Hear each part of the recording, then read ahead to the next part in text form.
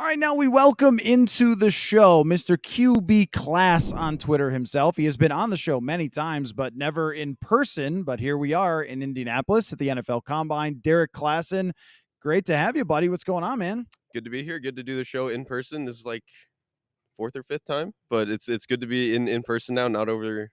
Oh, Now I we've now I'm done not more than that. obligated. The thing is now I cannot be obligated to do a dog pun, even though I've never done them because Right. my dog is not here to bark, so I'm good. That's right. That happens a lot to you. But you could still mix in a dog pun if you want. You can call We'll a see. prospect. You can say he's got more bark than bite or something like that. You could say, he's got a lot of talent, but he's got some fleas to him. Okay, that's a great way to really start the show. But I wanted to talk, you'll never believe it, quarterbacks with you because the Vikings have an interesting situation on their hands with the way things work out with Kirk Cousins' contract. This is the time where everybody starts going, wait a minute, should they actually draft a quarterback because he's going into the last year of his contract? People bring up the Alex Smith situation where they had won 12 games. They trade up to get Mahomes, and everyone went like, what are you doing? You won 12 games. And then they picked the best quarterback maybe ever.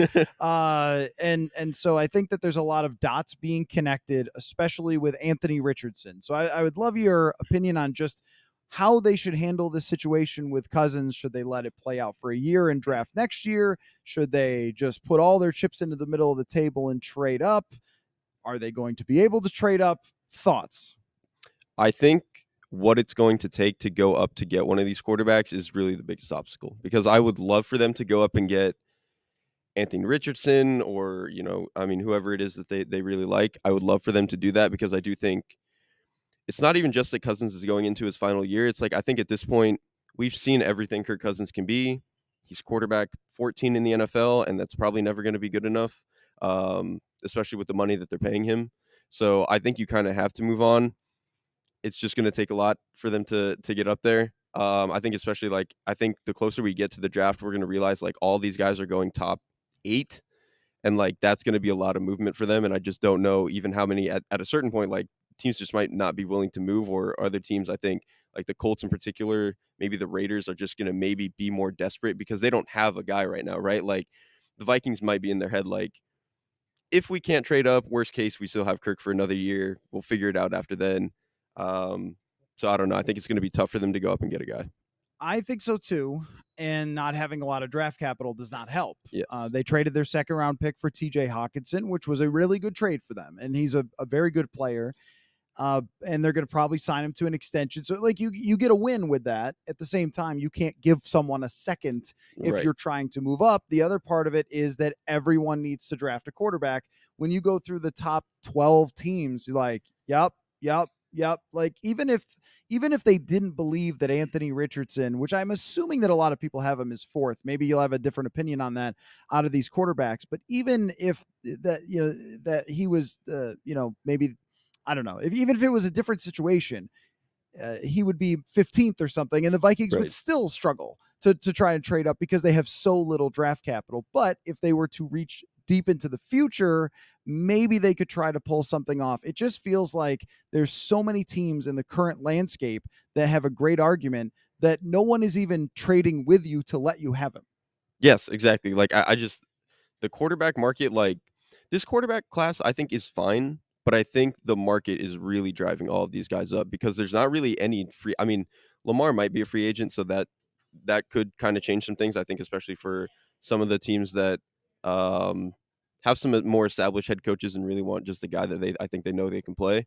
Um, but the market is just it's really driving a lot of these rookies up the boards, and so for a team like Minnesota, where you're not desperate in the market necessarily, it's really tough for them to actually do anything. Whereas, like I said, Colts, Raiders, I mean, those teams, they got to go. It's go time. Panthers, even it's time to go for those teams. Let's just say in Imagination Land, though, if you're a South Park fan, you know Imagination Land, which is where the Vikings go deep in the playoffs. No, I'm sorry, I had to say it. But let's say that it is on the table that the Vikings could get Richardson because sometimes we're surprised and people drop. You mentioned Lamar Jackson. People drop when we don't expect them to. What is your opinion on him? Because I don't want to say he's a divisive prospect because most of the tape watchers seem to think that he's a top 10 type of player. I think this is very different than Malik Willis, where it's getting some Very. conversation about like, well, is he kind of like Malik Willis? Well, if he's drafted in the top 10, he isn't because the league is going to tell you he isn't. But I guess what do you see in him as a prospect? Like, would that be worth it if other teams let him drop? I think absolutely. I mean, for me, he's actually my quarterback too. Just because like the upside is just it's so immense. Like he's a guy who's built basically like Cam Newton. He's probably a little bit skinnier, but like he's going to run, I think, out of his mind this week. He's just an insane athlete. But what I think separates him from Willis, one, I think people really undersold that Willis was like 6'1" and 200 pounds. Like that's just not a generational type of athlete at the position. He could obviously run and he had a good arm, but like when you're that small, it's just different. Whereas Anthony Richardson is like 6'3", 6'4", 230 pounds, so he is built like a huge franchise quarterback, and I think that matters. But my big thing with Richardson is like I know he's inaccurate right now. I know he's a little bit inconsistent, but the way he manages the pocket to me kind of it gives me hope that he can kind of develop as a player because I think he actually has the best pocket management in the class. He's just really good at understanding where to move, where pressure is coming from, understanding like, okay, if I'm hot, just check the ball down, throw it away. Like he's very unsackable, not just from an athletic standpoint, but just understanding how to play the position. And that to me kind of speaks to like if you can get that, like that's the hard stuff to teach about quarterbacking, right? Is like knowing what to do with the ball, how to manage the pocket. I just feel like if he can do that stuff, you can kind of hone in on some of the mechanics and fix a little bit of the rest. And I think he could be a really good player. I think it's still risky, but I like him a lot. See, this is the massive difference between him and Willis. Willis got sacked all the time. Yes. And one of the problems that even Justin Fields has is like seeing things progress in front of you and being able to react to those things. And Willis clearly could not. Yes. And I think that that's what NFL teams are going to care about the most, because if you can't read and react in college, where you've got usually all day, it's funny to me watching college games because I'm like, throw it. You're going to throw it. You're going to throw it. How is there no one pressuring you? How are you not dead? It's been 19 seconds and you're right. And in the NFL, it's 2.5 seconds is the standard. And I see a quickness in Richardson's game that is mental, not just physical when it comes to his speed and arm strength. So I agree with you that like the other parts of his game, it's so much focused on his accuracy and consistency throwing the ball, which is a problem. But there's more to it than that when it comes to being a good NFL quarterback. 100%. Like, I mean, like I said, like he does some of that hard stuff where like it's just really hard to teach. It's really hard to teach a guy to speed his mental clock up like that. Right. Like I mean, like for as much as I liked Fields, like he probably just is always going to be a quarterback who gets sacked a lot. You hope that he just does enough good that it kind of outweighs it. Like with Richardson, I just really don't think that that's a problem. He just is a guy who has that part of the game figured out, and it really is just like ironing down some of the mechanics. And like my thing with him too is like he only started 1 year, and like on a team that the receivers clearly just never knew how to play the ball in the air. And so I think that kind of, hurt some of his accuracy and stuff a little bit. He still has his own issues, but like it just feels like he seems like a guy who, if you can get an adult in the room with him as a coach, give him a little bit of time, he just seems like a guy who can kind of figure it out. Well, and I just, after Patrick Mahomes, I always have trouble buying like, oh, well, his footwork. Yeah, there are things that you can fix in this, and footwork is one of them. And it's not that Richardson was wildly inaccurate all the time. It was when he would get messy with the footwork that throws would sail on him. I guess we're always trying to analyze what's correctable. In my mind, that's correctable. And I also thought too that his toughness that he showed during last season, and we didn't see a lot of frustration from him. We didn't see any screwball stuff like with Baker Mayfield or Johnny Manziel, where you're like, maybe you guys should have seen some of that coming, that wasn't going to disappear the guy's maturity issues.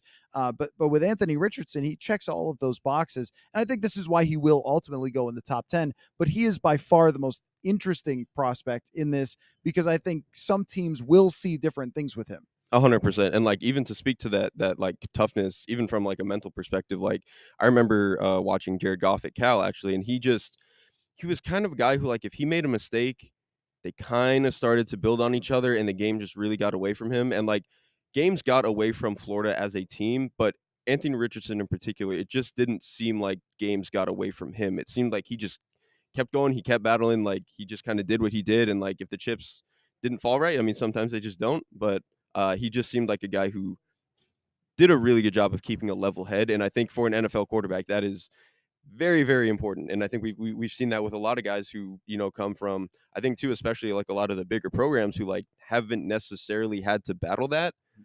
It can be really tough for them to go into the NFL, whereas, like, with Richardson, I mean, Florida's a big program, but they didn't it's not Bama, it's not Ohio State, it's not Clemson, and so, I think he has a little bit of that toughness to him that I think he should be able to figure it out. Well, I remember a player telling me that they lost like one game in college. I forget who it Mhm. was, but it was like there is not a lot of adversity for some programs, and in the NFL, it's every single week. And Yep. when you lose, it's the end of the world. But as you mentioned, coming from a big program that was struggling, and he made them relevant. And Mhm. I thought of that too. And of course, there are other guys who have done this and have not worked out in the NFL. But when Dak Prescott took a team that was pretty mediocre to bad and made them relevant and good. And Anthony Richardson took over a team that was pretty horrendous in Florida and made them relevant, kept them in the game with Georgia. Like those are just things that I kind of pick up on because I figure if the NFL is going to draft them in the first round, it means they have the other skills. How do you feel about Will Levis? He is not getting debated that much, but when I watched him, I was not very impressed with his accuracy. His numbers the previous season were really good though, and I remember with Josh Allen, I didn't pay enough attention to that. That his numbers from the previous year before the draft were actually quite good. Is there like a comparison there with Allen with Will Levis?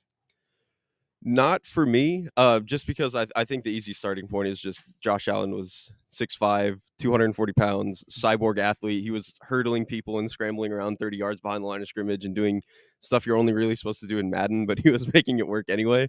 Will Levis to me is just not that caliber of athlete. I mean, his arm is it's not Allen's arm, but he has a very good arm.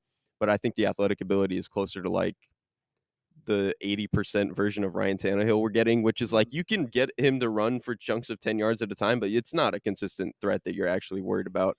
And then the other thing I think with Levis is, you kind of mentioned it, like the accuracy to me is just, it's not there. And like that's true of Richardson too. But I just think with Levis, like so much of it is, at least with Richardson, he's a 1 year starter. He's a lot younger. I can a little bit more convince myself like, okay, we can kind of figure this out. Whereas with Levis at Kentucky, even his previous season, his junior year, it was an incredibly well ran offense under Liam Cohen. They had talented players. They had Wandale Robinson. They had a really good offensive line. They had really good running back talent. It was a very good ecosystem for him to produce, and he did an okay job at that. But I just felt like, especially in the 1 to 10 yard area, he sprayed a lot, like, just his footwork is horrendous. I think, he really lets it get away from himself, and he plays with a really tight base, and I think that hurts him a lot. And then in terms of, the, like, 10 to 20 yard area, he has some awesome flashes, like, he'll throw a backside dig or he'll, like, rip a post, and you're like, "Okay, I kinda see it." But getting him to, like, process and trigger that, I think for a guy who's coming into the NFL at, like, 24 years old, you would like it to be more consistent, and that's kinda my thing with him is, like, if he was going to process it at that level, I feel like you'd have seen it by 24 years old by now, and it's he's not the dumbest guy or anything, but, like, I would want a guy who it seems like he could be NFL ready right away, and I'm not sure he's there. And when I watched him, and it was only a couple games because this is my history of watching college football is if my wife's not calling the game, I'm usually not paying that close attention. But I did see a couple of Will Levis games paying half attention. And it just didn't jump out to me. Like if you would have to tell me, you didn't have to tell me Anthony Richardson was a prospect. I saw his first game against Utah, and he made three of the most absurd plays that I've ever seen a college football quarterback make, and went like, okay, Yep, I think I see something. that's the top 10 pick. Right. I am no scouting genius. I just saw amazing stuff. The same with Patrick Mahomes when you watched him. You saw him in college make 13 amazing plays a game. There just wasn't anything wow worthy from Will Levis. And if you're going to win a Super Bowl that's driven by your quarterback, you probably need some wow stuff. I've noticed that from all of football history. You And usually need some wow stuff. And the other 3 quarterbacks, whatever you wanna say about them, they just have way more of that, right? Like, I think Bryce Young is too small, but, like, he has that wow, like, you watch him and you're like, "Okay, this dude is very clearly good at the position." CJ Stroud, especially towards the end of this season, like, against Michigan and Georgia, it was like, "Okay, this dude clearly is a ball player." Anthony Richardson all season just made plays that were different, where you just knew that that was a different caliber of guy.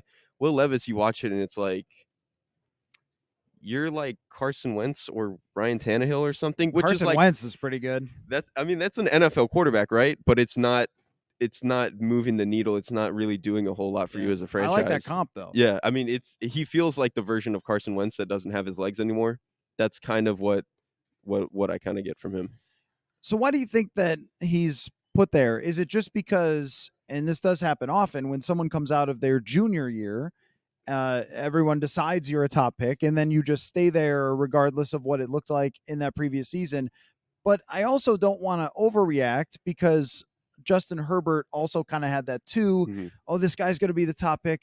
But a counterexample might be like Sam Howell, where, Yes. oh, he's going to be this top draft pick. And then the league just never believed it. And I am less confident than ever in the mock drafters in knowing who's actually going to be there. So we all decide because a bunch of people who are guessing said something. And then last year was a good reminder that Mhm. it's just guessing. And so I'm not really sold that Will Levis goes as high as the expectation. Yeah, I really don't know if he goes top 5 just because I think when you have a guy like Stroud, a guy like Anthony Richardson, and somebody might still pull the trigger on Bryce Young even though he's small, like just seems like there's too many other options to take a guy like Will Levis, but I do think the NFL still really likes him because one, the arm talent. I mean, he does have an awesome arm. Like Anthony Richardson's is better, but like Levis is, he's gonna make it. He's gonna be able to make every throw and stuff. And then I also think what NFL teams probably love about him is like he is very tough. Like he is a tough dude. He will take hits. He will stand in there, throw a backside dig, and get his chin strap ripped off. Like he's very much is willing to be like a tough NFL quarterback, and I do think that matters.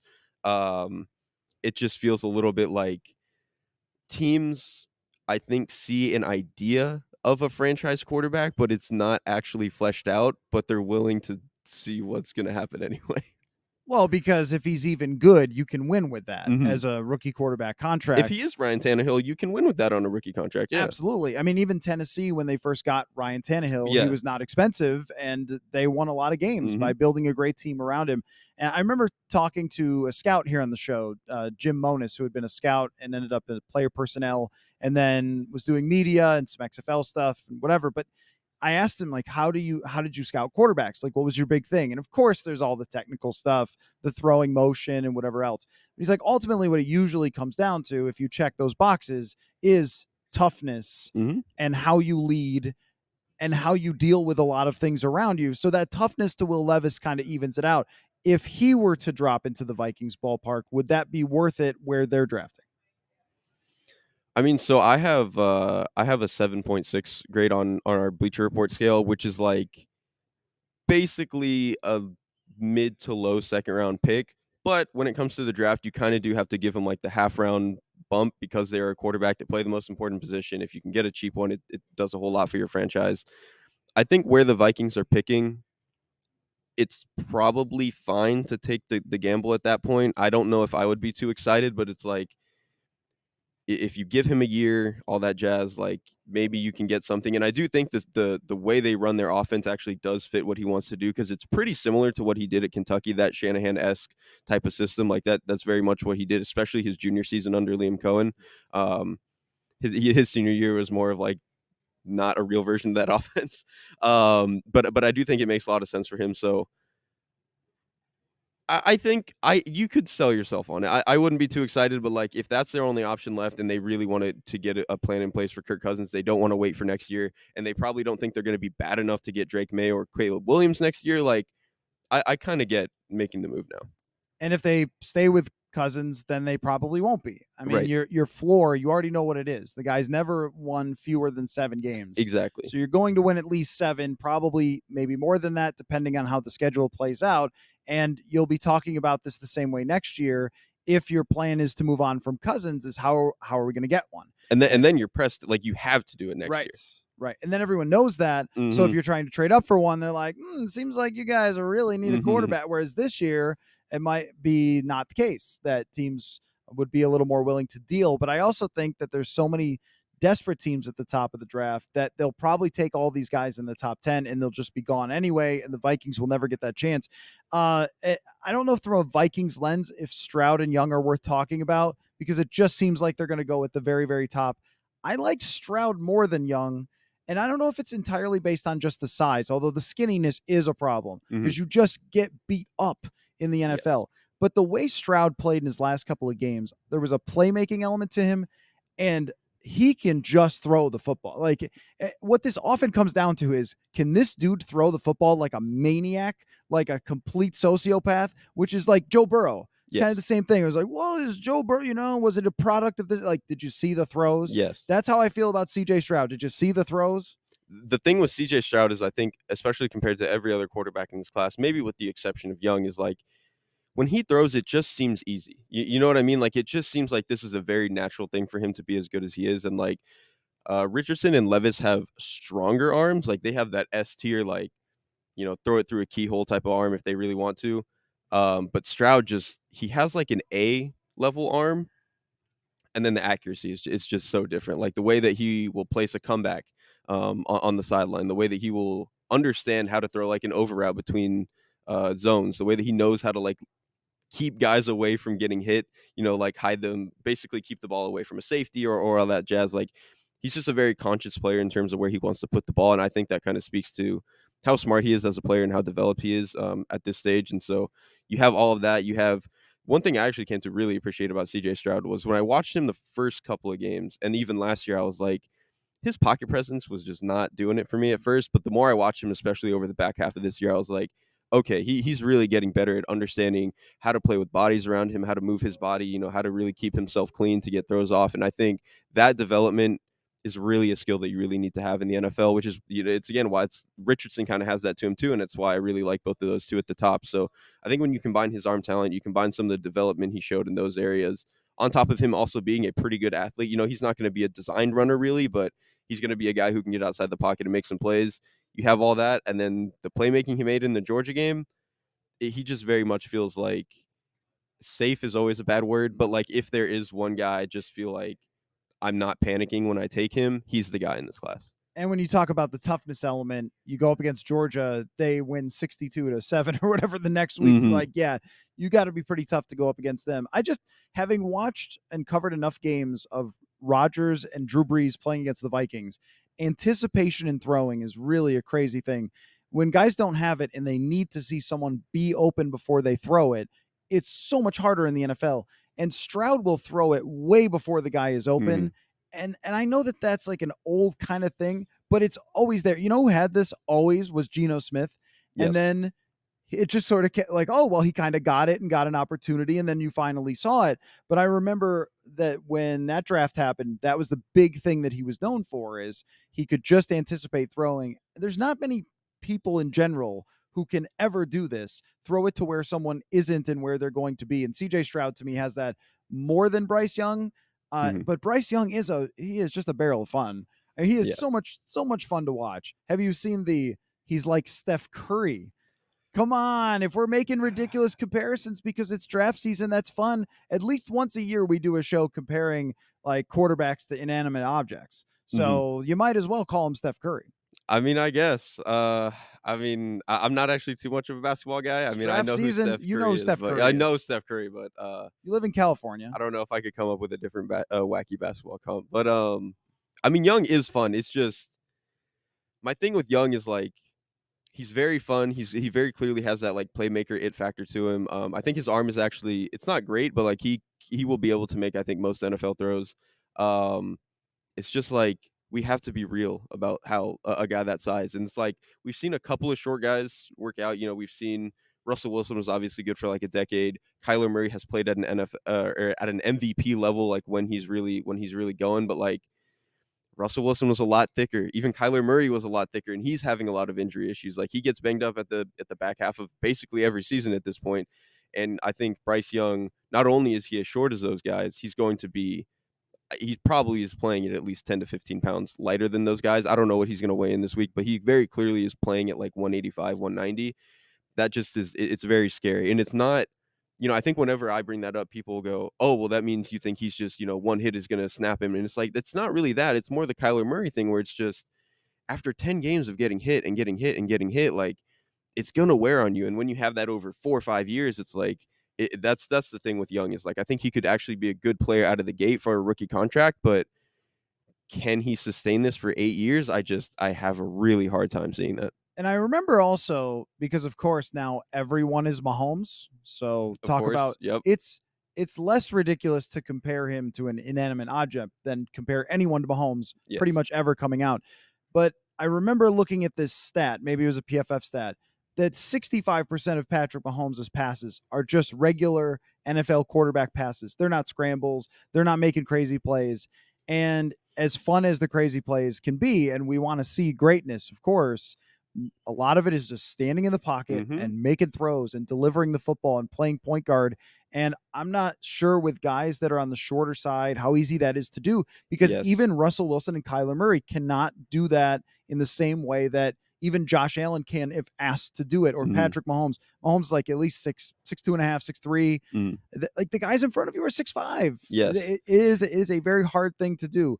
And I think I would have Stroud ahead of him. I would have Yeah. probably Stroud and Richardson and then Young. Is that how your order works out? That is exactly how I have it. I have, Stroud, Richardson, Young, and then a gap, and then Levis. That's pretty much how I have it. And, like, I mean, like you said about height, though, like, as much as we've seen a couple of guys overcome it, like, height does inform play style. They haven't these guys that are short, like Russell Wilson and Kyler Murray, they haven't overcome the problem of not being able to see from the pocket. They're just so good outside of the pocket for the most part and throwing outside the numbers that they've kind of made it work for themselves. The thing with Bryce Young that kind of scares me a little bit is, like, I don't think his arm is bad, and I don't think he's a bad athlete, but he's not the level of athlete that Kyler Murray is. Kyler Murray can legitimately be part of your running game. I don't think Bryce Young is ever going to be that. And he doesn't have the same like S tier, rip it like an outfielder type of arm that Kyler Murray has, or Russell Wilson for that matter. Like he has like a B level arm. And like when you have to be this guy who's playing willy nilly outside the pocket all the time, I would like for you to have some elite tools. And he's more good than great in that area. Yeah, I was gonna say those other two guys legitimately were MLB Yes, players, like like they were MLB literally talents, throwers in other sports. right? Kyler Murray had the athleticism to play MLB shortstop, Hmm. and that's way different than talking about a good arm. And Murray also, I don't think he ran at the combine, but he probably would have run like a 4.3, Yes, right? like So he was a super athlete. yeah, Yes. that's and is still just good. Mhm. I have the same skepticism about him with that, even though I think his character is very, very high, and that Yeah. and that can be an element that Yeah. helps you overcome some shortcomings. That's why I think he could be good out of the gate is because, like, I do think he has some playmaking to him. He's talented enough, and, like, he has that I do think he really is a good dude who really understands the game. He really works, and it's just, like my thing is just, like, the durability over 7 years or whatever, but I think because of the personality stuff, like, I think he could be good right away, and if you have the right team around him on a rookie contract, like, you probably could win a lot. It's just, like I said, I don't know how long you're gonna get him for. Last thing for you is I would like you to make, and I know you're a tape guy, Mhm. so wild hot take predictions. And that's what I told you to bring. You said, "Do I need to bring anything?" And I said, "Yeah, the flamethrower. That's what you need to bring." I'd like your most interesting prediction for the QB market because a lot's going to happen here. We still don't know about Rodgers. He keeps giving interviews, but doesn't say what he's going to do. He should just probably wait before giving interviews. But who would I be to tell Aaron Rodgers how to live Of his life? course. But you got Derek Carr out there. You have trade possibilities kind of abound. Ryan Tannehill, you mentioned. What would be the most, and Lamar Jackson, what would be the most interesting result from the kind of crazy quarterback market? I think for me, it's with the Ravens. And 2 months ago, when people were kind of selling the idea of like, oh, the Ravens could just ship Lamar Jackson and then draft Anthony Richardson and then kind of do this whole thing over again, and then you have another athletic quarterback, blah blah blah. I was like, that is very stupid because I think Lamar is incredible, and I would still pay him whatever he wants. I would give Lamar Jackson a blank check. I don't care if he can only play for 3 more years. But it doesn't seem like the Ravens want to do that, and it seems like a very real possibility that they might just move on from Jackson, and I think if they do, there's a very real possibility that they could be a team that kind of sneaks up to the draft boards and, I don't think people expect them right now to be a team that moves, but, like, the Lamar Jackson thing, I think, is scaring me the longer it draws out because to me, it's like it's not even just that, like, right now the negotiations feel weird, it's that the fact that it has even taken this long at all, like like he should have been paid 2 years ago. You know what I mean? Like I think when you're an MVP level player, like the fact that they've let it draw out this long really just seems to me like they're not going to pay him. So I think the Ravens could do something very interesting at quarterback. Lamar Jackson on the Falcons. That would be sick. That would be insane. Yeah, I You mean, got with weapons, a running yes, game, an offensive line, and an an offensive awesome mind play caller. who is probably an elite run designer Yes, in Arthur Smith. absolutely. I like it. I would do it. Okay, well, I guess for me, it would probably just be that Aaron Rodgers ends up with like the Raiders or something. That just feels wrong, It just doesn't it? it feels wrong, but I think he won't go to the Jets because of the Favre thing. It's just like he cares way too I much had about not things that don't considered matter. that at all, Yeah, but that makes perfect sense. it definitely does. Yeah. For him specifically, it makes perfect sense. I wish he would cleanse us of this conversation though, and just make a decision. So anyway, Derrik Klassen, find your work. Oh, you're actually doing columns for New York Times now, right? I was, yeah, during During the season. during the season I was doing their Sunday live blog, which I've never done live work before, so it was a little bit of a whirlwind, but it was fun. Yeah, no, that's really cool. And Bleacher Report is where your scouting stuff is. Yes. Football Outsiders as well. So a lot of great stuff at QB Class, KLASS, one of the great Twitter handles in existence. Really, the only reason we know each other because I'm following someone whose name is that. So Derrik, great to get together with you here in person. I'm sure we will Zoom again, and you will be forced back into dog puns. Into dog puns, of course. So, great to meet you, man. Yeah, great to meet you. Thanks for having me.